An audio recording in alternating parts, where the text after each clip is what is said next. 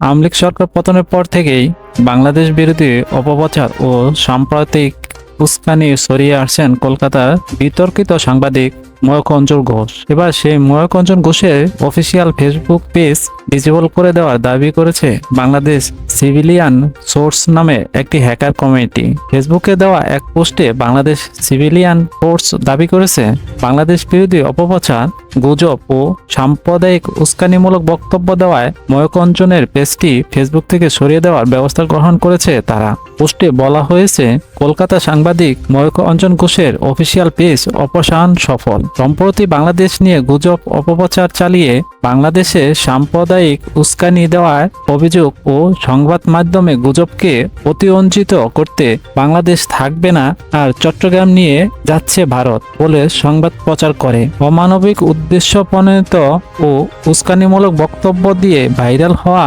ময়ূখ অঞ্জন ঘোষের official page disable করা হয়েছে।